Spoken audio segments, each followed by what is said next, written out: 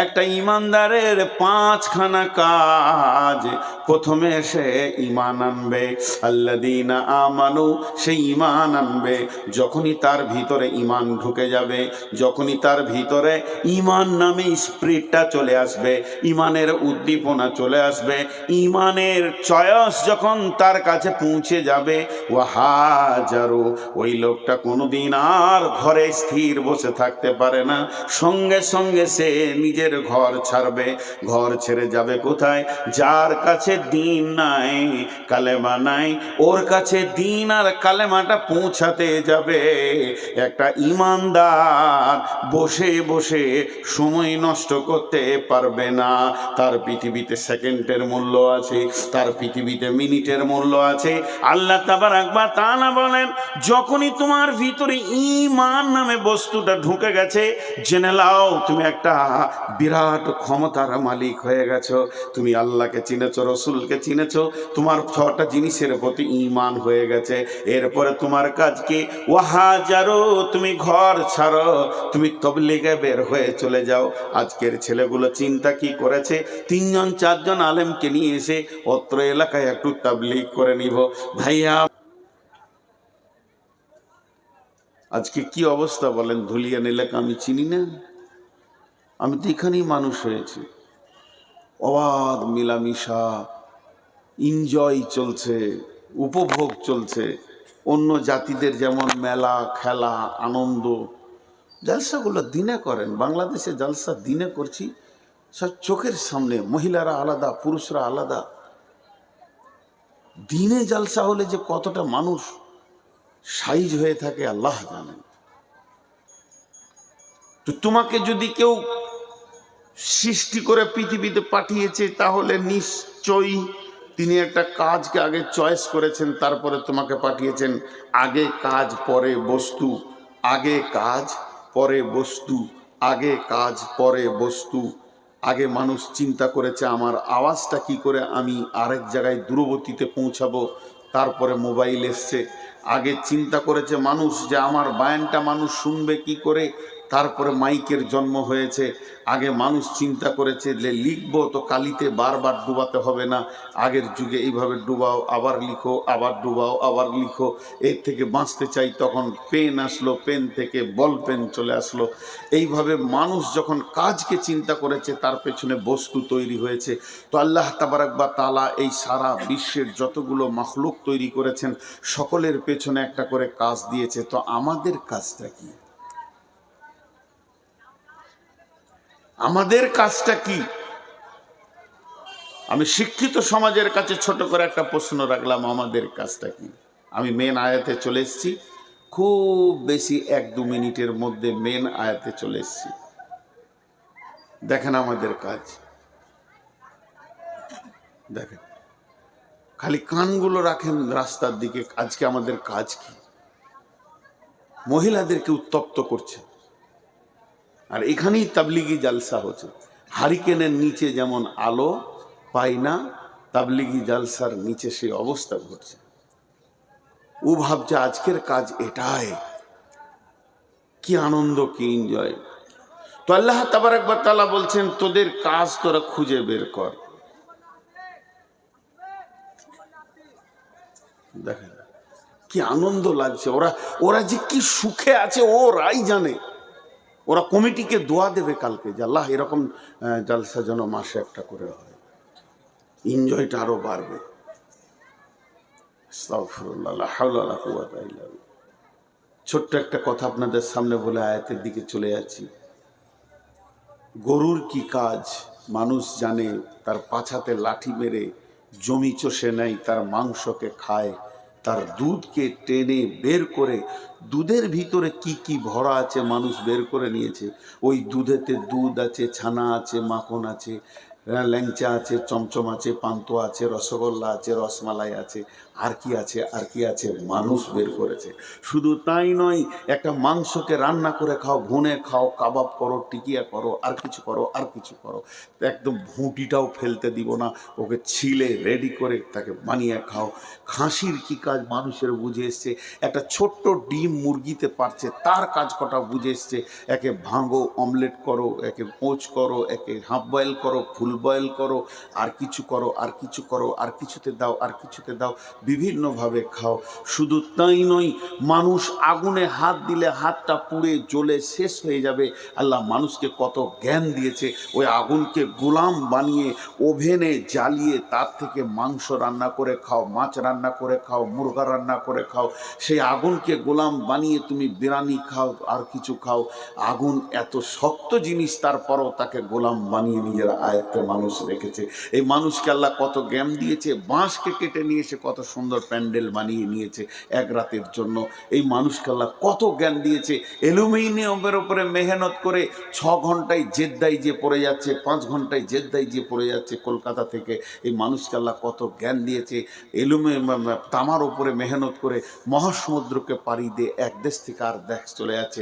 মানুষটা 3.5 হাতের, মানুষটার ওজন হবে 45 থেকে 100 কেজি পর্যন্ত, কিন্তু যে জাহাজটা ভেসে যাচ্ছে কয়েক হাজার টন মাল নিয়ে চলে যাচ্ছে।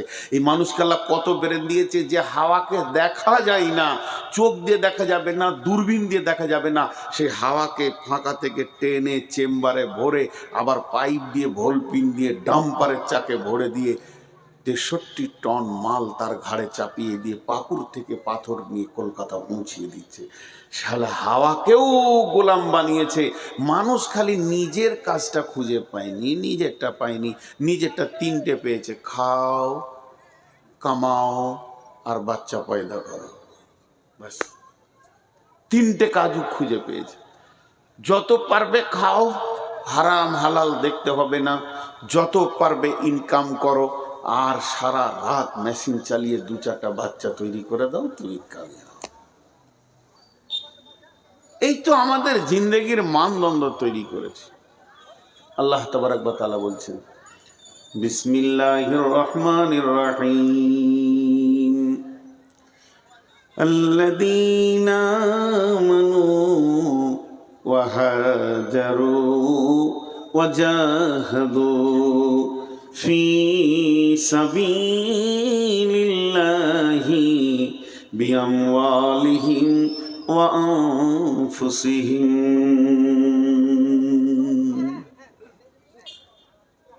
কেউ আছেন ভাই?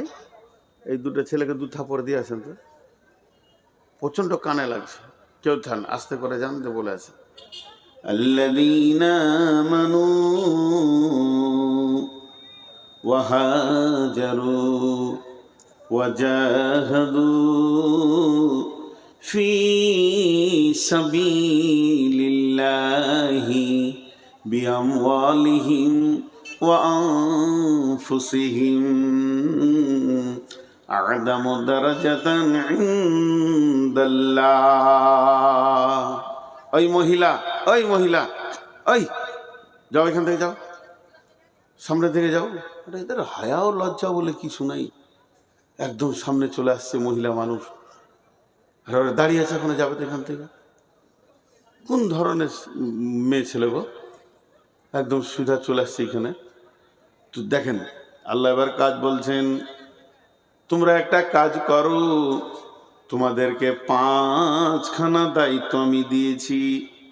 5টা জিনিসকে আল্লাহ তাবারক ওয়া তাআলা কালাম পাকের মধ্যে সূরা তওবাতে তুলে ধরেছেন।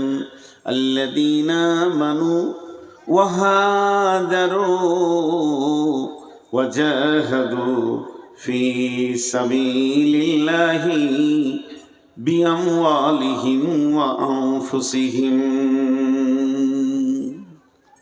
কাজের বদলাটা পরে বলছি। 5টা কাজ দিয়েছে। ছোট্ট একটা উদাহরণ দিব, উদাহরণ দেওয়ার পর আয়াতের তর্জমাতে যাব। উদাহরণটা হচ্ছে, বাপের পেশার ওপরে ছেলেরা আগ্রহী হয়ে কাজে নামে।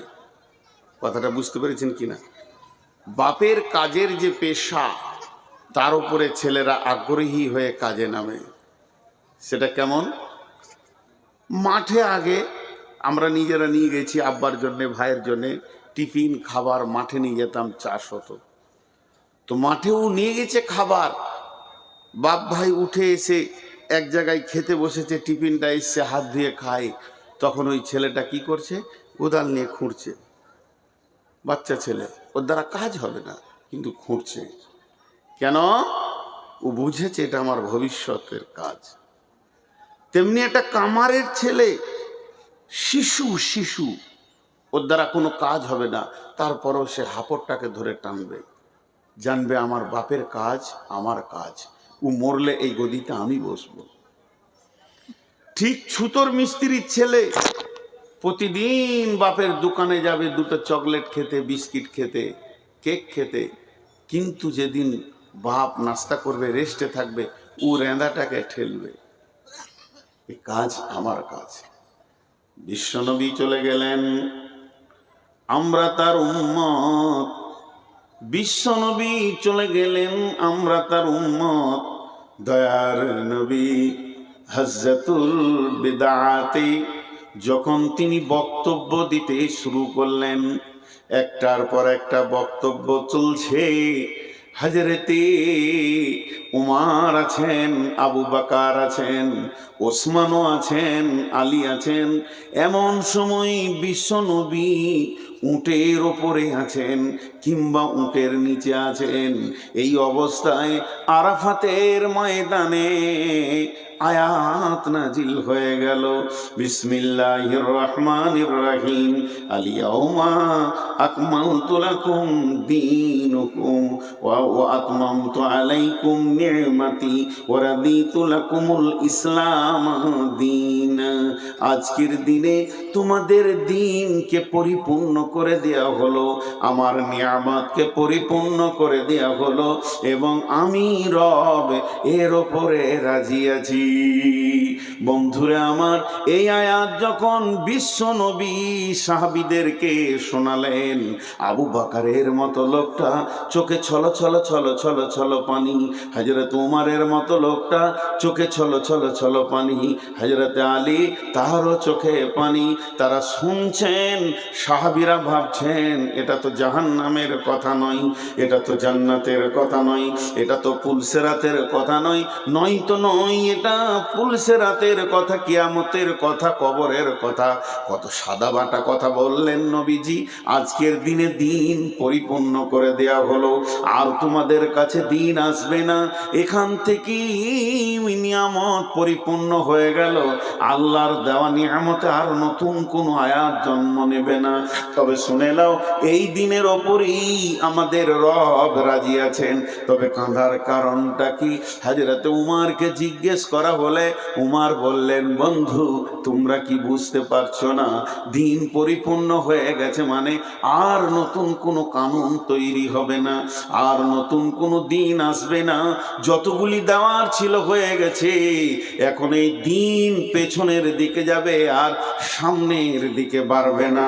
তার মানে একটা মিস্ত্রি যখন গ্রিল তৈরি করে, যতক্ষণ তৈরি করতে থাকে গ্রিলটার ওজন বাড়ে। যেদিন কমপ্লিট হয়ে যায় সেই দিন থেকে ক্ষয় হতে শুরু হয়। তার মানে বিশ্বনবী যে মাপের দিন, যে কাটিংয়ের দিন, যে স্ট্রাকচারের দিন আমাদেরকে দিয়ে চলে গেলেন, এই দিনটা আর 20 বছর পর এত সুন্দর আমরা পাবো না।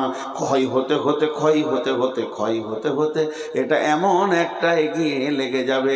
হযরত আবু বকরকে জিজ্ঞেস করা হয়, আবু বকর তুমি কেঁদেছো কেন? হজ্জাতুল বিদার শেষ বয়ান শুনে আবু বকর বলে, বন্ধুরে ওই আয়াতটা তোমাকে আমাকে কি বলেছে জানো কি? ওই আয়াতটা বলেছে বিশ্বনবী এসেছিলেন একটা পরিপূর্ণ ডিউটি নিয়ে, তাকে পাঠানো হয়েছিল, এমনি এমনি পাঠানো হয়নি। এর পেছনে বৃহত্তর আল্লাহর উদ্দেশ্য ছিল, সেই উদ্দেশ্য পূরণ হয়ে গেছে। তার মানে নবীজি আর মদিনায় থাকবেন না, মক্কাতেও পাওয়া যাবে না, সমস্ত কিছু থেকে যাবে। নবীজির বিদায়ের বক্তব্য ওখান থেকেই পাওয়া যায়।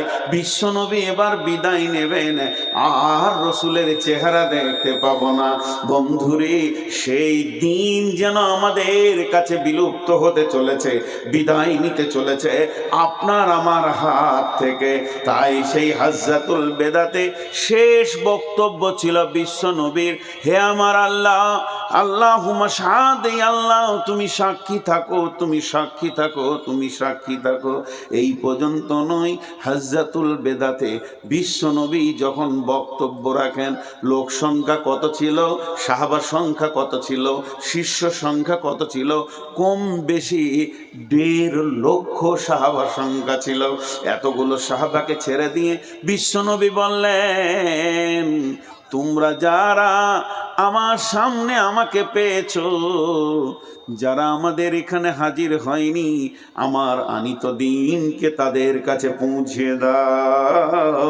এই দায়িত্বটা দিয়ে আমি নবী মুহাম্মদ সাল্লাল্লাহু আলাইহি সাল্লাম হাজ্জাতুল বেদা থেকে বিদায় নিলাম। তার মানে একটা বৃহত্তর দায়িত্ব পড়ে গেল আমাদের দিনকে পৌঁছানোর। এই এই এই এই চাওয়ালা, 1 কাপ না, তাহলে আমার বায়ান বন্ধ করে আমি উঠে চলে যাই, দেখ তোমরা চা খাও। একদম না, এটা কোন ধরনের কমিটির? আসলে কি হবে? তাহলে বায়ান বন্ধ। শুধু মজা শেষ হবে না, কোরআনের থেকে চায়ের দাম বেড়ে গেল।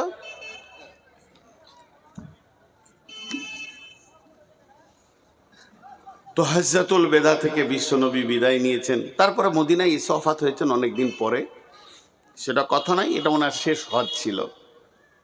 তো দিন আমানত, দিন আমানত, দিন আমানত, দিন পৌঁছাতে হবে। ওই জন্য এই আয়াতটা আল্লাহ বলছেন। দুটা মজার কথা শুনিয়ে দিই, একটা সাহাবীদের জামানার, একটা এখনকার 2023 না 22 হবে, 22 হবে। দুটি ঘটনা।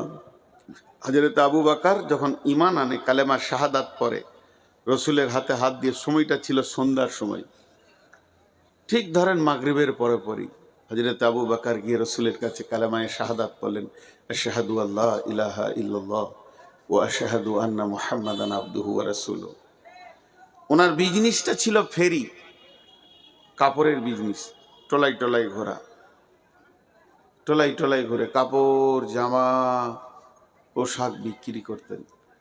24 ঘন্টা পর রসুলের কাছে আসছেন, কালেমা পরে রাতে ঘুমিয়েছেন, সকালে কাপড়ের বোঝা নিয়ে রতনপুরের গলি গলি ঘুরছে, কাপড় নেবে, কাপড়, হ্যাঁ কাপড় নিব, এসো ভাই, আল্লাহকে ধরো। তো সন্ধ্যার সময় আবার রসুলের কাছে ফিরছেন। যখন রসুলের কাছে ফিরছেন তখন 10 জন নতুন কালেমাওয়ালাকে নিয়ে, কালেমা পড়িয়ে 10 জন নতুন মুসলমান নিয়ে যাচ্ছে। সাহাবীরা সব রসুলের কাছে কালেমা পড়েনি, সাহাবীদের ভিতরেও কালেমা পড়ানো হয়েছে। 10 জন নিয়ে যাচ্ছেন, আর আল্লাহ রসুলকে যে খুশিতে বলছেন, এ রাসূলুল্লাহ, এই 100 দিরহাম, 100 দিনার যেটা হয়েছে এটা আমার দুনিয়া, আর এই 10টা আমার আখিরাতের ফসল। সে কালেমা পড়েছে সন্ধ্যায়, পরের দিনে তার কি কাজ বুঝে এসেছে, আমাদের বুঝে আসেনি। 30 বছরের মুসলমান, 40 বছরের মুসলমান, 50 বছরের মুসলমান, 70 বছরের মুসলমান, কিন্তু আমাদের বুঝে আসেনি। তবে আমাদের একটা জিনিস বুঝে এসছে, বেলা 12টায় বিয়ে পড়ানো হয়েছে, এবার শ্বশুর ঘর কবর আসতে হবে, ওটা বলতে হয় না। ওটা খুব সুন্দর বুঝে এসেছে যে আমার বিয়ে পড়ানো হয়েছে মানে আর কামাই দিলে হবে না, কাজ চালু করে দিতে হবে। এদিকটা আমাদের বুঝতে অসুবিধা নেই, বুঝতে অসুবিধা হয়েছে আমি একজন মুসলমান, আমার কাজ কি। জি। আর এই 24 সালে যে ঘটনাটা বলছি, এটা এই নদিয়ার ঘটনা। কাটোয়ার নদীতে পার হয়ে, দেবগ্রাম পার হয়ে ডান দিকে একটা মসজিদ আছে, ড্রাইভারকে বললাম গাড়িটা দাঁড় করাও।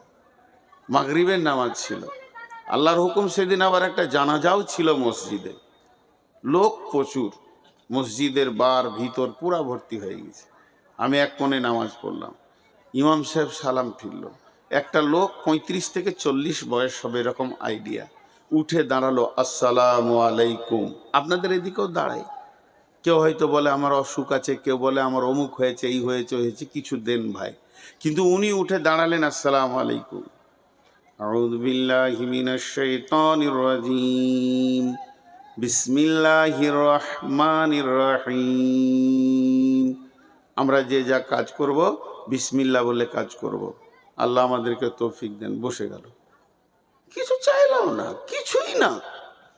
লোক তো অবাক, কোন খেপারে, তাগড়া জওয়ান, উঁচু মানুষ, সুস্থ মানুষ, সব জানাজার লোক, কে যেমন যে যেমন কথা বলতে বলতে, কি ব্যাপার, কিছু চাইলো না।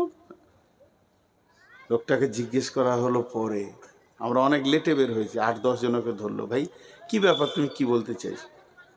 বলছে আমি একজন মুসলিম, গত 3 দিন হলো নতুন কালেমা পড়েছি।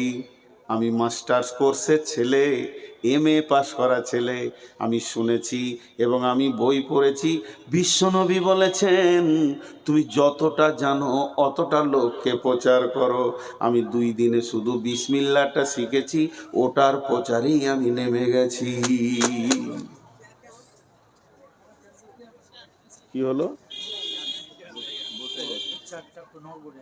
ওই চেয়ারটা খারাপ আছে। আচ্ছা যাক, ওটা কিছু নাই, একটা ঘটনা ঘটেছে, চেয়ার ভাঙতেই পারে।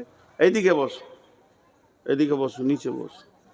তো আমি বিসমিল্লাহটা শিখেছি, বিসমিল্লাহর প্রচারে নেমে গেছি। এবার আল্লাহ কি বলছেন? বিসমিল্লাহির রহমানির রহিম, আল্লাযীনা আমানু ওয়া হাজারু وجاهدوا في سبيل الله بأموالهم وأنفسهم। আল্লাহ তাবারক ওয়া তাআলা বলছেন, একটা ইমানদারের 5খানা কাজ। প্রথমে সে ঈমান আনবে, আল্লাযীনা আমানু, সে ঈমান আনবে। যখনই তার ভিতরে ঈমান ঢুকে যাবে, যখনই তার ভিতরে ঈমান নামে স্পিরিটটা চলে আসবে, ঈমানের উদ্দীপনা চলে আসবে, ঈমানের চয়েস যখন তার কাছে পৌঁছে যাবে, ওয়াহাজারু, ওই লোকটা কোনোদিন আর ঘরে স্থির বসে থাকতে পারে না। সঙ্গে সঙ্গে সে নিজের ঘর ছাড়বে। ঘর ছেড়ে যাবে কোথায়? যার কাছে দিন নাই, কালেমা নাই, ওর কাছে দিন আর কালেমাটা পৌঁছাতে যাবে। একটা ঈমানদার বসে বসে সময় নষ্ট করতে পারবে না। তার পৃথিবীতে সেকেন্ডের মূল্য আছে, তার পৃথিবীতে মিনিটের মূল্য আছে।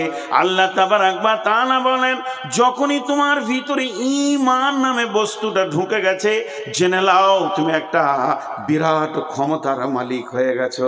তুমি আল্লাহকে চিনেছো, রসুলকে চিনেছো, তোমার 6টা জিনিসের প্রতি ঈমান হয়ে গেছে।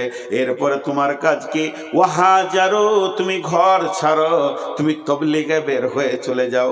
আজকের ছেলেগুলো চিন্তা কি করেছে, 3-4জন আলেমকে নিয়ে এসে অত্র এলাকায় একটু তাবলীগ করে নিব। ভাইয়া আমার, আপনাদের এটাকে নেকেট করছি না, এটা তো একটা শুনিয়ে দেওয়া তাবলীগ। এই রকম যদি 20 বছর শোনান একটা বেনামাজিকে, তাকে রাস্তায় আনা যাবে না, তাহলে জালসা কি কোনো কাজে লাগে না? বলে লাগে। আল্লাহ বলেছেন, অযাক্কির ফাইন্না যিকরা তানফাউল মুমিনিন, তুমি জিকির করো, তুমি স্মরণ করো, কিতাবের তুমি কথা বলো, আল্লাহর কথা বলো, কালাম পাকের কথা বলো, লাভ কি হবে? মুমিনের লাভ হবে, মুমিন তার দিলের তারাক্কি খুঁজে পাবে। কিন্তু যে লোকটা এখনো মসজিদ ছিল না, যে লোকটা জুয়ারি, রাস্তায় যদি একটা কাঁটা পড়ে থাকে, কাঁচ পড়ে থাকে, আমার মতো 65টা বক্তা যদি 2 ঘন্টা করে বক্তব্য রেখে চলে যায়, কাঁটাটা 1 ইঞ্চি নড়বে না। তাহলে বক্তা লাগবে না, মাইক লাগবে না, প্যান্ডেল লাগবে না, প্রচার লাগবে না, খালি এইভাবে হাতে করে ধরেন, তুলে সরিয়ে দেন। 1 মিনিটের কাজ 100 বছরেও হবে না। অতএব বন্ধুরে, আল্লাহ তাবারক ওয়া তাআলা বলছেন তোমার ভিতরে যখন ঈমান এসে গেছে, এই ঈমানটা আরেকজনকে পুশ করতে হবে, আরেকজনের কাছে দিতে হবে। তখনই তুমি তোমার মাথাকে পরিচালনা করো, কার কাছে পৌঁছাবো। কোন লোকটা দিন হারা হয়ে রাস্তায় রাস্তায় ঘুরছে, এখনো সে আল্লাহকে পাচ্ছে না, রসুল পাচ্ছে না। তোমার প্রতিবেশীর দিকে তাকিয়ে দেখো, তোমার ভাইয়ের দিকে তাকিয়ে দেখো, ভাতিজার দিকে তাকিয়ে দেখো। আল্লাহ তাবারক ওয়া তাআলা বলেছেন ইয়া আইয়ুহাল্লাযীনা আমানু কু আনফুসাকুম ওয়া আহলিকুম নারা আলাইহা ওয়াকুদুহান নাস ওয়াল হিজারাতু আলাইহা মালাইকাতুন গিলাদুন শিদাদুন লা ইয়াসুনাল্লাহা মা আমারাহুম ওয়া ইয়াফআলুনা মা ইউমারুন। হাদিসের কথা, কোরআনের কথা আপাতত 1 মিনিটের জন্য বন্ধ রাখলাম। দুটো দর্শন কথা বলবো। আপনারা ভাবিয়েন না যে এটা হাদিসে আছে, এটা বুখারীতে নাই, মুসলিমে নাই, আবু দাউদে নাই, নাসাইতে নাই, ইবনে মাজাতে নাই, তিরমিজিতে নাই, নাই তো নাই, বুলুগুল মারামেও নেই। কিন্তু যারা ইসলামকে নিয়ে রিসার্চ করেন তাদের ব্রেন কম নয়। 2-3টি কথা খালি দর্শন বলবো। ইমাম আহমদ বিন হাম্বল বলেন সারা পৃথিবীর কোন কোণে, আরেকবার বলছি কথাটা ইমাম আহমদ বিন হাম্বলের, সারা পৃথিবীর কোন কোণে কোনো একটা লোক যদি বেকালমা হয়ে মারা যায়, কালেমা পেল না, আল্লাহ পেল না, রসুল পেল না, কোরআন পেল না, হেদায়েত পেল না, লোকটা মারা গেল, তার কাছে কালেমা পৌঁছালো না। পৃথিবীর কোনো কোণে কোনো একটি লোক যদি বেকালমা হয়ে বিনা দাওতে মারা যায়, ওই লোকটা যে গুনহা হবে, ও যে গুনহা করে জাহান্নাম যাবে, ওই গুনাহটাকে সারা পৃথিবীর মুসলমানদেরকে ভাগ করে দেওয়া হবে। তোরা কেন বসেছিলি বল, ওর কাছে পৌঁছালো না কেন বল, কেন গেল না তুই বল, তোরা কি মাল নিয়ে বসেছিলি, তোরা কি বেটা নিয়ে বসেছিলি। এর জন্য আল্লাহ পরের আয়াতই বলেছেন, যে আয়াতগুলো আমি পড়েছি তার পরের আয়াতে বলছেন কুলিন কানা আবাউকুম ওয়া আবনাউকুম ওয়া ইখওয়ানুকুম ওয়া আজওয়াজুকুম ওয়া আশীরাতুকুম ওয়া আমওয়ালুন ইকতারাফতুমুহা ওয়া তিজারাতুন তাখসাউনা কাসাদাহা ওয়া মাসাকিনু তারদাউনাহা আহাব্বা ইলাইকুম মিনাল্লাহি ওয়া রাসূলিহি ওয়া জিহাদিন ফি সাবিলিহি ফাতারাব্বাসু হাত্তা ইয়াতি আল্লাহু বিআমরিহি ওয়াল্লাহু লা ইয়াহদিল কওমাল ফাসিকিন। আল্লাহ তাবারক ওয়া তাআলা কত সুন্দর করে বলছেন, তুই তোর বাপকে, তোর সন্তানকে, তোর ভাইকে, তোর বিবিকে, তোর বন্ধুকে, সঞ্চিত মালকে, চাকরি বাকরি, গাড়ি বাড়ি, ব্যবসা বাণিজ্যকে, এবং যে ঘরটা বানিয়েছিস সেই ঘরটাকে 8 জনকে মহব্বত দিলি, মহব্বত তোর কাছ থেকে 3 জন পেল না, সময় পেল না, তোর সময় কোলালো না, তোর সময় জুটলো না, তুই সময় দিতে পারলি না সেই 3 জনকে। আহাব্বা ইলাইকুম মিনাল্লাহি, আল্লাহকে দিতে পারলি না, ওয়া রাসূলিহি, রসুলকে দিতে পারলি না, ওয়া জিহাদিন ফি সাবিলিহি, আল্লাহর দ্বীনকে আগে বাড়ানোর জন্য যে তোকে মেহনত লাগবে, ওই মেহনতে সময় দিতে পারলি না। পেরেছিস আব্বাকে, পেরেছিস ভাইকে, পেরেছিস বন্ধুকে, পেরেছিস সন্তানকে, পেরেছিস বিবিকে, সময় দিয়েছিস অট্টালিকা ঘরের পেছনে, সময় দিয়েছিস ব্যবসা বাণিজ্যের পেছনে, সঞ্চিত মালের পেছনে ধরে সময় দিয়েছিস। আজান হচ্ছে এখন চুপ থাক, আমি ব্যাংকে আছি, আজান হচ্ছে আমি এখন দোকানে আছি, আজান হচ্ছে আমি এখন বাড়ির রাজমিস্ত্রি নিয়ে ব্যস্ত আছি, তুই চুপ থাক, দিতে পারলি না। আল্লাহ বলছেন ফাতারাব্বাসু, অপেক্ষা করো, হাত্তা ইয়াতি আল্লাহ বিআমরিহি, অতদিন পর্যন্ত অপেক্ষা করো যতদিন পর্যন্ত আল্লাহর হুকুম তোমাদের কাছে না পৌঁছিয়েছে। ওয়াল্লাহু লা ইয়াহদিল কওমাল ফাসিকিন। আল্লাহ ফাসিকদেরকে কোনোদিন হেদায়েত দেন না, হেদায়েতের দ্বার উন্মুক্ত করেন না। আরেকটা দর্শন কথা আপনাদেরকে শোনাই, আরেকটা দর্শন কথা শোনাই। তার আগে একটা ছোট্ট উদাহরণ দিব। চায়ের দোকানে একটা ছেলে খিস্তি করে গালাগালি করছে। হঠাৎ একজন বলছে যে না রে, ওটা অমুক প্রফেসরের ছেলে। তখন আরেকজন বলছে হতেই পারে না। খুব কনফিডেন্সের সঙ্গে বলছে, আত্মবিশ্বাসের সঙ্গে বলছে, ওর ছেলে এত নোংরা হবে, হতেই পারে না। পরবর্তীকালে গোপনে নিবিড়ে খবর নেওয়া হলো, ওটা প্রফেসর সাহেবের ছেলে নয়, ওর শালি যেটা মারা গেছে তার ছেলে। এর কাছে মানুষ হচ্ছে, কাউকে বুঝতে দেয়নি। তো এর কনফিডেন্সটা এমন ছিল কেন? বলে ওর বিচে তো এত নোংরা মাল হবে না। এটা উদাহরণ দিলাম। ঠিক একজন দার্শনিক বলছে, বেনামাজি, চোর, লম্পট, দাগাবাজ, সুদারু, জুয়ারি, তারপরে রান্ডি, বেশ্যা, এদেরকে দেখে যদি কারো কলিজাটা না ফাটে, উফ উফ, লোকটা জাহান্নামের দিকে চলে যাচ্ছে, চোখে পানি না আসে। রোগটা দেখেন, এই লোকগুলোকে দেখে ওর কলিজা ফাটছেও না, চোখে পানি আসছেও না। বলছে তুমি খুঁজে দেখে লাগাও, লোকটা রসুলের উম্মত নয়, উম্মতের লিস্টে ওর নাম নেই। কোন দিকে যাবে? হ্যাঁ, কোন দিকে যাব? হায়া শরম লজ্জা বিক্রি করে আছে।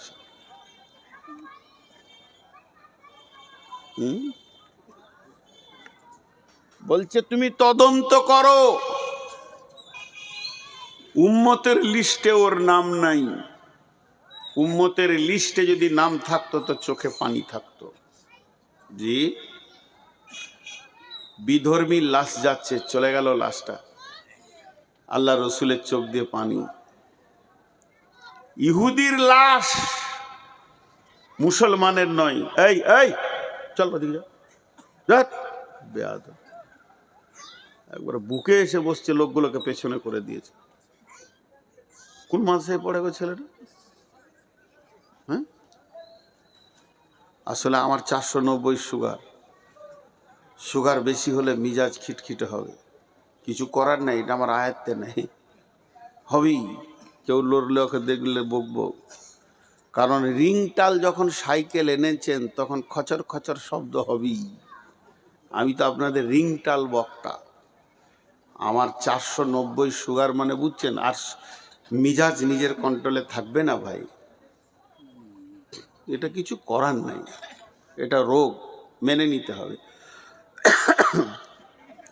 তো এবার শোনেন, ইহুদির লাশ। সাহাবীরা প্রশ্ন করে দিলেন, ইয়া রাসূলুল্লাহ আপনার চোখে পানি কেন? প্রথম নম্বরে মুসলিম নয়, দ্বিতীয় নম্বরে প্রতিবেশী নয়, তৃতীয় নম্বরে আত্মীয় নয়।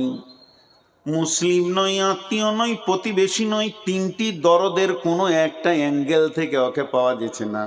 লাশটা তো চলে গেল, আপনি কাঁদলেন কেন?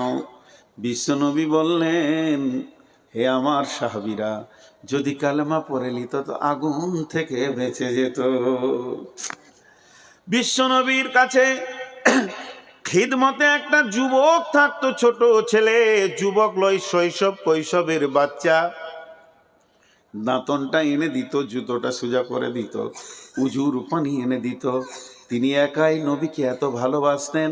ওই ছেলেটা হচ্ছে ইহুদিদের ছেলে, মুসলিমের ছেলে নয়। বাইদি বাই নবীজি শুনতে পেলেন ছেলেটি দুদিন আসেনি। হয়েছে কি? বলে অসুস্থ হয়ে বাড়িতে পড়ে আছে। নবীজি বললেন চলো যায়। সাহাবারা জালাম মাজমাইনদেরকে সঙ্গে করে নিয়ে ছেলেটিকে দেখতে গেলেন।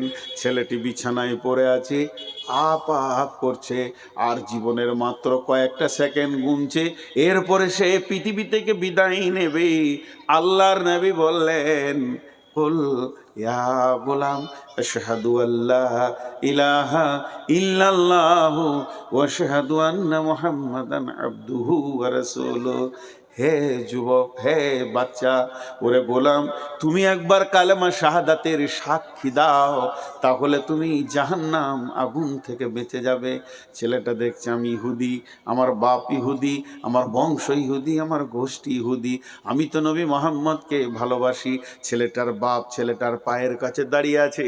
এমন সময় ছেলেটি একবার রসুলের দিকে তাকাচ্ছেন, আর একবার বাপের দিকে তাকাচ্ছেন। কোন দিকে যাবো রে বাবা, তাল খুঁজে পাই না। এমন সময় ছেলেটির বাপ বলে দিল, বেটা, আবুল কাসেম যেটা বলছে ওটা তুমি করো। যখনই বলে দিল, রসুলের বেটার নাম ছিল আবুল কাসেম, ছোটতে মারা গেছে। সেই বলে আবুল কাসেম যা বলছে, কাসেমের বাপ যেটা বলছে ওটা তুমি করো। ছেলেটি বলল, আশহাদু আল্লাহ ইলাহা ইল্লাল্লাহু ওয়া আশহাদু আন্না মুহাম্মাদান আবদুহু ওয়া রাসূলুহু। আর সঙ্গে সঙ্গে ছেলেটি মারা গেল। যখনই মারা গেল, বিশ্বনবী সাহাবীদেরকে নিয়ে বের হয়ে আসছেন ঘর থেকে, আর বলছেন ছেলেটি চিরদিনের জন্যে জাহান্নামের আগুন থেকে বেঁচে গেল। বন্ধুরে আমার, শিক্ষা কোথা থেকে শুরু? আহাত থেকে লাহাত শিক্ষা তো শুরু হয়ে গেছে আলামে আরওয়াতে। আলাস্তু বিরব্বিকুম, যেদিন জন্ম নেবেন কনে আজান পড়ে যাবে, আর মওতের আগে পর্যন্ত শিক্ষা রয়েছে। তাবলীগ ওই রকম ধরনের বন্ধুরে, তাবলীগ এত গুরুত্বপূর্ণ জিনিস।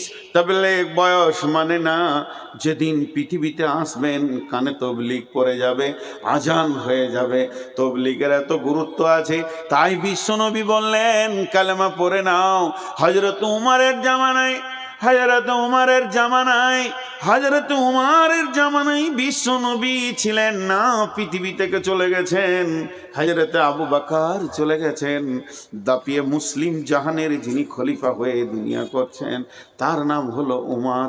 উমরের জামানায় শাম কিংবা সিরিয়াতে এক মাস্তান ছিল, অতল এলাকায় আঙুল ঘুরিয়ে খালি মাস্তানি করত।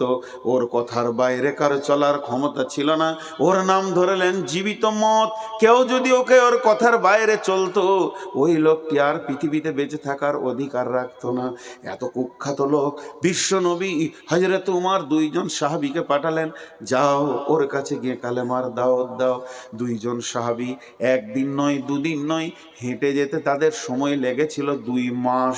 2 মাস যাওয়ার পর তার গ্রামে গিয়ে পৌঁছালো।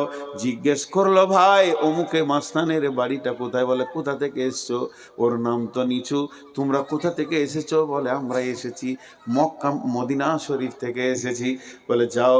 তার সামনে গিয়ে যখন পৌঁছালো, তারা গিয়ে বলল, হে আল্লাহর গোলাম, ও আল্লাহর গোলাম, তুমি কালেমা শাহাদাতের সাক্ষীটা দিয়ে দাও, তাহলে তুমি জাহান্নাম থেকে বেঁচে যাবে, আর তোমার মতো একটা হিরোকে নিয়ে ইসলামের অনেক বড় কাজ হবে।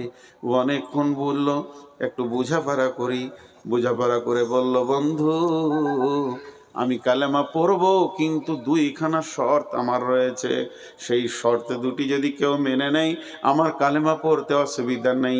লোকটি বলল, 1 নম্বরের শর্ত হচ্ছে আমি কালেমা পড়ার পরে পরই উমরের মেয়ের সঙ্গে আমার বিয়ে দিতে হবে। উমর আমার শ্বশুর হবে, আমি তার জামাতা হব। 2য় নম্বর শর্ত হচ্ছে উমর 22 লক্ষ বর্গ মাইল, 18 লক্ষ বর্গ মাইল তিনি শাসন করছেন, অর্ধেকটা আমার হাতে তুলে দিতে হবে। শ্বশুর হবে অর্ধেক মালিক রাজ্যের, জামাইও হবে অর্ধেক মালিক রাজ্যের, তাহলে আমার কালেমা পড়তে কোনো অসুবিধা নাই।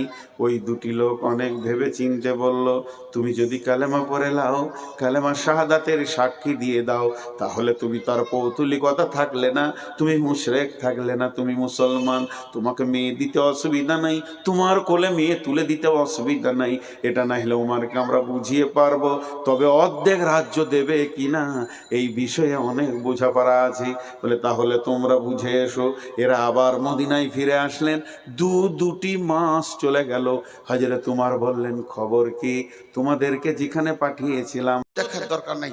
তুই যখনই দিয়ে দিলে আমার নামে, তোর আমল নামার যে অ্যাকাউন্ট আছে ওইখানে উঠে গেল 20,000 টাকা। এখন এই কমিটি ওটাকে খেয়ে নিলে, জুয়া খেলে দিলে, ফেলে দিলে, হারিয়ে দিলে, ওর সাথে আমার বোঝাপড়া আছে, তুই পেয়ে যাবি আমার কাছে 20,000 টাকা কিয়ামতের দিন বদলা। ওই জন্য বলছে দান করো আল্লাহর উপরে বিশ্বাস করে, আখিরাতের উপরে বিশ্বাস করে, এবং তুমি নিজে নামাজ পড়ো। কিছু লোক আছে 50 ব্যাগ সিমেন্ট দেবে, নিজে নামাজ পড়বে না। উদ্দিন ইসলামটাকে খেল তামাশা ভেবে নিয়েছে, চলবে না। আর যদি তুই মালদার হস তা জাকাত দে, জাকাত দে, বিনা জাকাতওয়ালা হবি না। এই 5টা। আর ওয়ালাম ইয়াখশা ইল্লাল্লাহ, আল্লাহর মসজিদ বানাতে গিয়ে কাউকে ভয় করবি না। এইটা হলো দাতাকে বললে। এবার কমিটিকে বলছে, ইন্নামা ইয়ামুরু মাসাজিদাল্লাহি মান আমানা বিল্লাহি ওয়াল ইয়াউমিল আখিরি ওয়া কামাস সালাতা ওয়া আতাজ যাকাতা ওয়া লাম ইয়াখশা ইল্লাল্লাহ। এখানে 1 লাখ, 2 লাখ, 20,000, 50,000 যে টাকাটা জমা হলো, আজকে যারা টাকা দিলেন তারা কেউ কমিটিকে দেয়নি, তারা টাকাটা দিয়েছে স্বয়ং আল্লাহকে।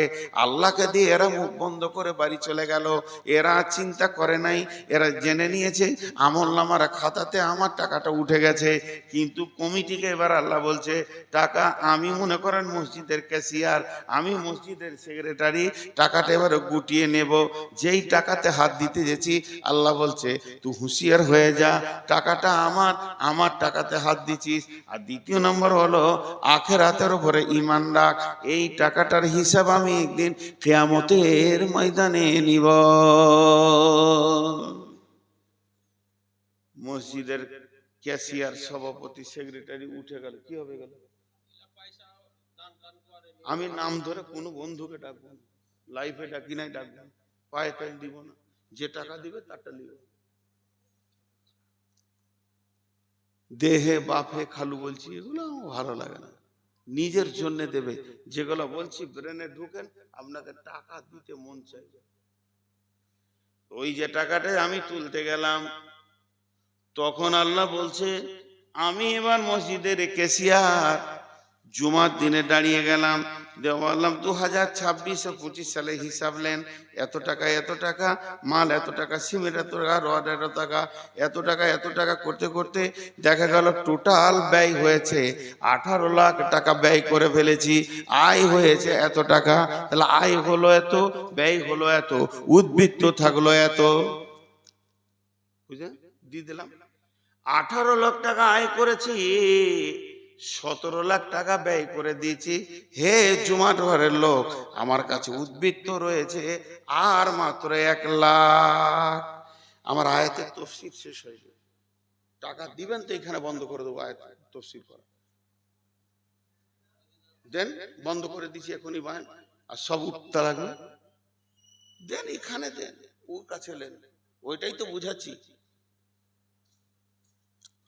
ধ্যান দেন আমার দিকে। গোটা গাঁয়ের লোক বলতে লাগলো আমাদের ক্যাশিয়ার, মসজিদের সেক্রেটারি কত ভালো রে, পাই পাই হিসাব দিয়ে দিলে। আল্লাহ বলছে তুই গাঁয়ের লোককে হিসাব দিয়েছিস, ওইটাতে আমি মানবো না, কিয়ামতের দিন আমি হিসাব নেব। আর মসজিদ যদি কমিটি হবি, তোকে নামাজি হতে হবে আর জাকাত দেনেওয়ালা হতে হবে যদি বড় লোক হস। ওয়ালাম ইয়াখশা ইল্লাল্লাহ, আল্লাহ ছাড়া তুই কাউকে ভয় করবি না। এখানে একটা মজার জিনিস দেখায়, এই যে 2000 টাকা আছে, একটু ধ্যান দেন, টাকা আপনা আপনি আসবে। আমি কালেকশন করব না কেন? মসজিদের কালেকশন করবো না তো মন্দিরের করব? করব, অবশ্যই করব। এই 2000 টাকা নিয়ে একটা উদাহরণ দিচ্ছি। এই 2000 টাকাটা যিনি দিচ্ছেন, ওনাকে হেঁটে আসতে হয়েছে, এখানে আসতে হয়েছে। তারপরে আমি হাত দিয়ে যখন নেব, তখন উনি মুখ দিয়ে একটা কথা বলবেন। কি বলবেন? এই টাকাটা আমার আব্বার নামে, মায়ের নামে, স্ত্রীর নামে, সন্তানের নামে বা আমি নিজের নামে দান করলাম, একটা বলবে। এরকম করে দান করা যায় না? না যায় না, করা যায়, করা যায়, করা যায়, করা যায়, করা যায়, করা যায়, করা যায়, করা যায়। মুসাফিরের কাছে দোয়া চাওয়া যায়। আমি মুসাফির, আমি বড় আলেম বলছি না। তা আমাকে বললেন যে আপনি দোয়া করেন আমার মায়ের জন্য, আব্বার জন্য। যাই যাই যাই যাই। এর থেকে একটা ভালো আছে, এর থেকে ভালো, সেটাকে গ্রহণ করেন। কিরকম? শাশুড়ি বয়ে ঝগড়া করেছে, এটা কেন থাক নিন না, শাশুড়ি বয়ে ঝগড়া করে 20 দিন কথাবার্তা নেই। শাশুড়ি বউকে রাখারে না, বউ একই ঘরে থাকে, বউ শাশুড়িকে রাখারে না। বউ এতটি পায়েস করেছে, ক্ষীর নারকেল দিয়ে, বাড়ির গাভীর দুধ দিয়ে সুন্দর করে ক্ষীর করেছে, আর খেতে পারছে না। কেন? যতই হোক স্বামীর তো মা বটে, কি করে খাবো, ঝগড়া হয়েছে, আর কথা বলতে পারছে না। তখন ওর একটা ল্যাংটা বেটা আছে, কাপড় পরে না, ল্যাংটা বেটা, ওর হাতে এক থালা ক্ষীর দিয়ে বলছে, তো দাদিকে দিঘা বলকা খাবে। তো ও যেখানে বসে আছে, ওর শাশুড়ি বসে বক্সের কাছে, তো ওকে বলছে, তো দাদিকে দিঘা খাবে। শুনতে পেয়েছো? আচ্ছা, ওই ল্যাংটাটাকে ধরা বাদ দিয়ে যদি সরাসরি বলে মা খেয়ে এলাও, তা লাভ বেশি হবে না কম হবে? কথাবার্তা হবে, শাশুড়ির কলিজাটা ঠান্ডা হবে, মেয়ের মতো নিজেকে গ্রহণ করে নেবে। এই যে লোকটা টাকা দিতে এলো, আমি বলেছি দেওয়া যায়, দোয়া চাওয়া যায়। আপনি ওইখান থেকে আসছেন যে আমাকে টাকা দিয়ে আপনার বাপের জন্য দোয়া নিচ্ছেন, যাই যাই, এর থেকে ভালো আপনি যে কেন আসছেন, কি দোয়া নেবেন, খবরও আগে পেয়ে গেছে। পেয়েছি কি মানে টাকা চুপচাপ নামিয়ে দেবো, নিজে বলবো আল্লাহকে, আল্লাহ আমার আব্বাকে জান্নাত দাও, এটা আরো ভালো। আল্লাহ খুশি হবে যে আমার গোলাম আমার কাছে চেয়েছে, আমার বান্দা আমার কাছে চেয়েছে। আপনার সঙ্গে কি আল্লাহর ঝগড়া আছে যে আপনি মিডিয়া ধরছেন? কি ঝগড়া? নিজে চান, আর আমরা তো কমার্শিয়াল দোয়া করবই, আপনি দিবেন তো দোয়া করব। তো এরকম দান করতে বলছেন আল্লাহ, যে আল্লাহ বলছেন ওয়াল ইয়াউমিল আখিরি, তুই কিয়ামতের দিনে এইটা হিসাব নিয়ে নিবি। বিশ্বনবী বলছেন বিসমিল্লাহির রহমানির রহিম, মান বানা লিল্লাহি মসজিদান বানাল্লাহু লাহু বাইতান ফিল জান্নাহ, যেই পৃথিবীতে মসজিদ বানিয়ে যাবে, আল্লাহ তাবারাক ওয়া তাআলা তার জান্নাতে ঘর বানাবে। জি, কত দামি কথা। যখন বায়ান প্রথম শুরু করি বলেছিলাম যে এই ঘরটার উপরে মহব্বত করেন।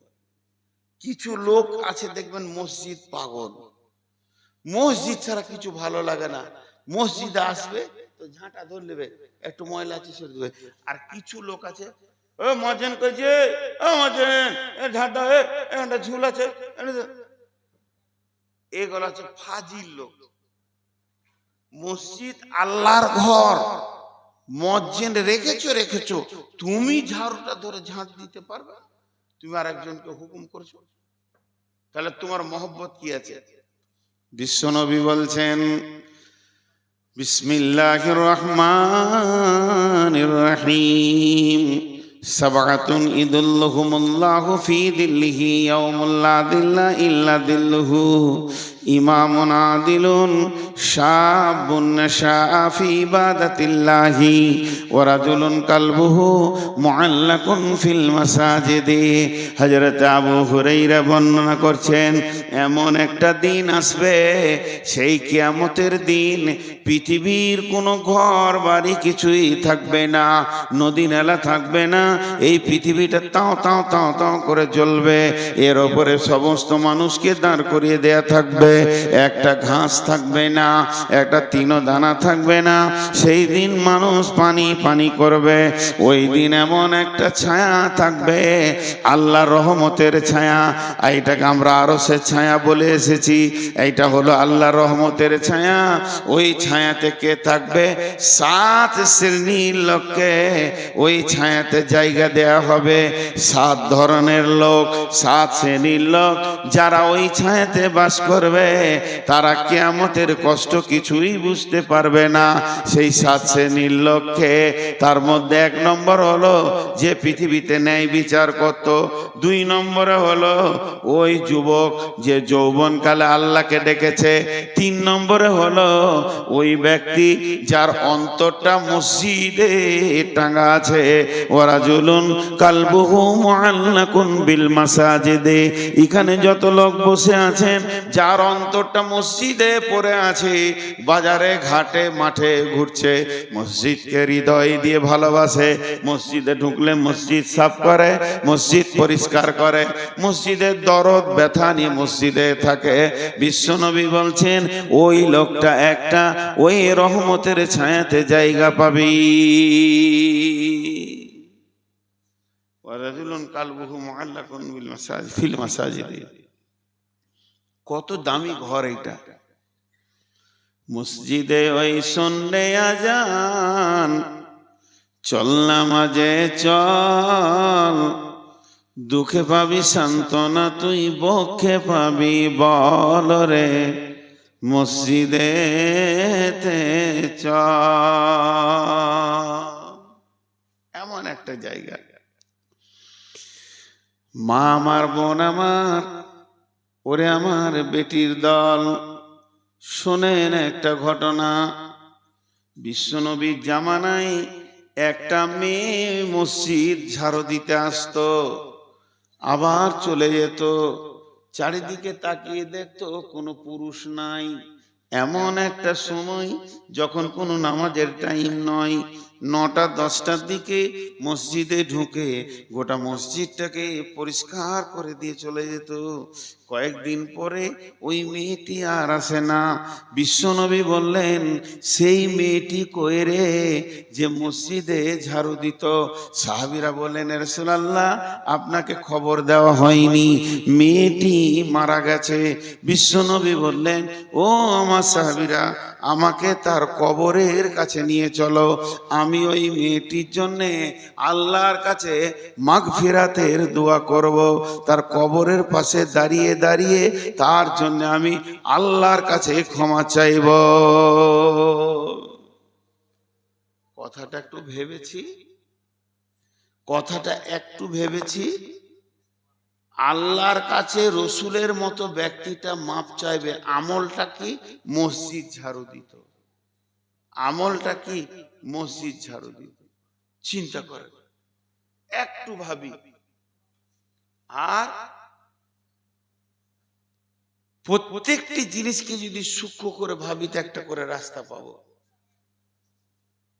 বলে এইখানে বসতে হবে একজনকে, নাম আমি পড়তে পারবো না। দ্বিতীয় নম্বরটা বলি, এটা হলো মসজিদ ঝাড়ু দেওয়া। 2 নম্বর, মসজিদে অনেক দিন আঁধারে নামাজ হচ্ছে, আলো জ্বলে না, আলো জ্বলে না, আলো জ্বলে না, আঁধারি নামাজ চলছে। বিশ্বনবী একদিন মসজিদে গিয়ে দেখছে দীপ দীপ দীপ দীপ দীপ দীপ করে একটা প্রদীপ জ্বলছে। প্রদীপটা কিসের? কোনো স্টিলের লয়, লোহার লয়, একটা মাটির বাতি, মাটির খুঁড়ি, মাটির পাত্র, তা থেকে চর্বি দিয়ে দিয়েছে। আর চর্বিটাকে গলিয়ে একটা পুরাতন কাপড়ের পলতে বানিয়েছে, বাতি বানিয়ে ওটি ডুবিয়ে দিয়ে চকমকি দিয়ে ওইটাকে আলো ধরিয়ে দিয়েছে। মসজিদে এতদিন আঁধার হয়েছিল, ওই আলোটা দীপ দীপ করে জ্বলছে। নবীজি আলোটা দেখার পর বলছে, মসজিদে আলোকে জ্বাললে গো? তো যে আলো জ্বেলেছে সে মাথাটা নামও করছে, কি ভুল করলাম রে, আমি না জিজ্ঞেস করে কোনো গুনাহ করে দিলাম নাকি? তো নবীজি বলছে, না, কে আলো জ্বেলেছো, উঠো। উঠে দাঁড়ালো। সাহাবীটার নাম বলছেন বুরাইদা। আল্লাহর নবী বলছেন, বুরাইদা রে, হে বুরাইদা, তুমি মসজিদে আলো জ্বেলে আমার দিলকে কেড়ে নিয়েছো, আমার দিলকে আপন বানিয়ে নিয়েছো। তুমি কত বড় কাজ করেছো শুনে নাও।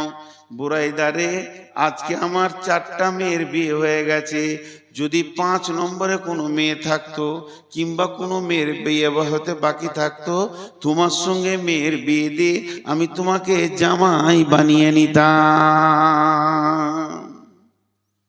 হাজি ভাই, এখন যদি কোনো ইয়ং যুবক ছেলে মুখে দাড়ি রাখে আর চুল ছোট ছোট রেখে মাথায় টুপি লাগিয়ে মসজিদ গুলোকে ঝাড়ু দেয়, পরিষ্কার করে, আর মসজিদ গুলো নোংরা সাফ করে, ওর বিয়ে হবে এই মার্কেটে? কোন মেয়ে চয়েস করবে, মার্কেটে অচল, ওর বিয়ে হবে না। বিয়ে হবে কার? চারিদিকে ছোট চুল, মাথার মাঝে বড়া, পেছন হতে দেখলে পড়ে লাগবে একটি ভেড়া। মেয়ে মানুষ সবার মনে স্বাদ হলো যার, মাথার মাঝে বড় চুলে রেখে হলো জানোয়ার। হাই দেখো দাই এমন গাধা যুবক ছেলে আজ, সত্য কথা বলবো তবু নাই কো এদের লাজ। এই রকম ধরনের ছেলে, কিন্তু বিশ্ব নবী ওই ছেলেটাকে নিজের মেয়ের জন্য চয়েস করছে। ভাইরা আমার, দুটি কথা বলেছি, আর কেউ উঠবেন না আল্লাহর রাস্তায়। যতটি লোক বসে আছেন, উঠতে মানা করলেই উঠছে আবার বেশি করে। একজনও উঠবেন না ভাই, আল্লাহর রাস্তায় বলছি। দাঁড়ারে বাবা, আর 2 মিনিট টাইম দে, আর কে গাড়ি ছাড়ছে 2 মিনিট টাইম দাও। তো আল্লাহর রাস্তায় বলছি, কোন আল্লাহর গোলাম আছেন, বেটা ছেলেতে আলো জ্বালালো, মেয়ে ছেলেতে মসজিদ ঝাড়ু দিল, 2টো ঘটনা শোনালাম। কোন আমার মা বোন আছেন যে মসজিদ পরিষ্কার করার উদ্দেশ্যে, মসজিদকে সুন্দর করে বানানোর উদ্দেশ্যে 1000 2000 দেবেন, আর এমন কোন পুরুষ আছেন 20,000 50,000 না পারেন তো 1000 2000 স্বাধীন দিলাম, কেউ দেনেওয়ালা আছেন আল্লাহর গোলাম? যা টাকা দিবে কি, উঠে পালাইছে, 4টা চলে গেল। আছেন আল্লাহর গোলাম? তখন থেকে আমি একটাই কথা আপনাদেরকে বুঝাচ্ছি, সেটা হলো মসজিদ। মসজিদের ইজ্জত কত, মসজিদের দাম কত। ভাই কার কাছে লিস্ট আছে কিনা বসে বসে পড়েন। জলের ট্যাঙ্কি দেবো, জলের ট্যাঙ্কি দেবে, আর পানির ট্যাঙ্কি দিবেন না? পানির ট্যাঙ্কি, ও ওইটাই পানি ট্যাঙ্কি, আমি বুঝি কখন চলেন। আপনি একটা ট্যাঙ্কি দেবেন, মাশাআল্লাহ খুব ভালো জিনিস। কত আছে ভাই? 1000 টাকা হবে। আপনার চেহারা দেখেছে মনে টাকাওয়ালা টাকাওয়ালা লাগছে, অত তো বুঝি না। শুনেন, কিছু দেন, মসজিদ হচ্ছে। আর আপনি তো একটা জিনিস, আমাদের আবার বক্তাদের ভুল, আমরা বলি দান করেন, দান করেন না, এটা আপনার খাতাতে জমা হবে, আখিরাতের খাতাতে যেদিন। জি, আর কিছু বাড়ান, আল্লাহর ঘর লিখিয়ে দেন কিছু। আর কেউ আছেন ভাই আমার? মেয়েদের পক্ষ থেকে 80 ব্যাগ সিমেন্ট আর 8,500 টাকা এসেছে। মেয়েদের পক্ষ থেকে 80 ব্যাগ সিমেন্ট 8,500 টাকা, আর 1,500 টাকা ব্যবস্থা করো, আর 20 বস্তা সিমেন্টের ব্যবস্থা করো, তাহলে 100 হয়ে যাবে, আর 10,000 হয়ে যাবে। মা বোনেরা, আরেকবার আল্লাহর নাম নিয়ে হাত ঝাড়েন, আল্লাহর নাম নিয়ে হাত ঝাড়েন, আর 1,500 টাকা আসতে হবে, আর 20 বস্তা সিমেন্ট হয়ে গেলে হয়ে যাবে। আর কেউ আছেন ভাই আমার আল্লাহর গোলাম? জি, মাস্টার মশাই কত? 7,000 টাকা। কেন এই হিসাবটা বুঝতে পারছি না, হয় 10 হবে, নাই 5 হবে, 7টা মাঝে মাঝে চালাইছেন কেন? না, ওই রকম সিস্টেম লাই। 7টা কোন হিসাবে দিয়েছেন? আমার হিসাব বুঝে আসছে না, আপনি তো মাস্টার মানুষ, আমাকে একটু শিখিয়ে দেন। কোন কোথায় স্কুলে, প্রাইমারি না হাই স্কুল? প্রাইমারি। আচ্ছা ঠিক আছে, 7 দিতে হবে না, 15 করে দেন। আমার অঙ্ক ভুল হচ্ছে নাকি? হ্যাঁ ভাই, দেখেন, আপনার মতো পড়াশোনা করে আপনার মতো বয়সের ছেলে অনেকে এখনো রাস্তাঘাটে ঘুরে বেড়াচ্ছে। সেই জায়গায় আল্লাহ আপনাকে কোনো একটা কর্মস্থল দিয়েছে। আর আমি বলি, আমার শেষ হলো না, মাঝে কথা বলছেন, কর্মস্থল দিয়েছে এবং শিক্ষার সঙ্গে যুক্ত সম্মানের রুজি দিয়েছে। আর এই মাদ্রাসার মতো প্রতি বছর নেবেন এরা, মসজিদটা একবার হয়ে যাবে, যতদিন না হবে 2বার নেবে, তো 15,000 দেবেন। 10 যেখানে দিয়েছেন, 10 তো করিয়েছি আমি, ওটা তো কবুল হয়ে গেছে, ওটা তো আমি না করব না, কিন্তু ওটা 15 করলে ভালো হয়। খেপা ছেলে, ছেলে মানুষ তো বুঝছে না, করে দেন, আল্লাহ বরকত দেবে, দোয়া করো। আচ্ছা 10 করেন, 3 বার যখন বললে তার করার কিছু নেই। এই 1000 টাকা আল্লাহর গোলামকে দিয়েছেন, মাশাআল্লাহ। আর আপনারা কেউ আছেন, আর কেউ আছেন ভাই? আপনি এতক্ষণে বুঝতে পারলেন? এত লেট এখানে? চাইছি যখন, যখন চাবো তো হুর হুর করে দিয়ে দেন। আচ্ছা আমি চাইছি, ওনাকে দিচ্ছেন মানে মাশাআল্লাহ 500। আর কেউ আছেন ভাই আমার? আমি কিন্তু খুব বেশি আর 3 মিনিট চাইবো, দোয়া পরে ছেড়ে দেব। এই চাওয়ার উপরে এত সময় নষ্ট করা কোনো মানে হয় না, মূল্যও নেই। দেন ভাই, দেন ভাই, এটা মূল্য নেই। আপনার দেওয়ার আছে, চটচট করে দিয়ে দেন। মাশাআল্লাহ, যতগুলো লোক আছেন সবাই সবাই 10, 20, 50 দেওয়া যাবেন, দিয়ে দেন। 3 বছর, এটা কোন হিসাব? না 5, না 5 5 5, এটাই। হ্যাঁ মাশাআল্লাহ। বাইরে থেকে এটা কে কি? আচ্ছা আচ্ছা, তো ওখানে নামটা বলতে হবে তো। এই দেখেন, এটা টাকা গুনেন কত দিয়েছে দেখেন, আর কিছু বাকি আছে, কিছু নগদ দিয়েছে। ভাই আর কেউ আছেন? আপনাদের কাছে স্বাধীন ছেড়ে দিলাম, 1 টাকা হলেও চলে আসেন, চটচট করে দিয়ে দেন। আমি আর কিছু বলবো না, চটচট করে দেন, আল্লাহর গোলাম দেন, চট করে দেন। এটা ছাড়া আর নাই? মাশাআল্লাহ। না আরো বেশি লেখা আছে, এটা দিয়েছে, আরো পরে দেবে। এই আরেকটা নিয়ে যেতে, এরকম টাকা। এই এটা কে দিলে? হ্যাঁ, যা আরেকটা চাইলে হয়ে যায়, বলগা জমুন, দেন দেন, চট দেন ভাই, আল্লাহর বান্দা, যে যা দিবেন দেন। হ্যাঁ মাশাআল্লাহ। ভাই আপনারা উঠেন, দিয়ে দেন, বাইন তো শেষ হয়ে গেল। দোয়া পড়েন, সুবহানাকা আল্লাহুম্মা ওয়া বিহামদিকা আশহাদু আল্লা ইলাহা ইল্লা আনতা আস্তাগফিরুকা ওয়া আতুবু ইলাইকা।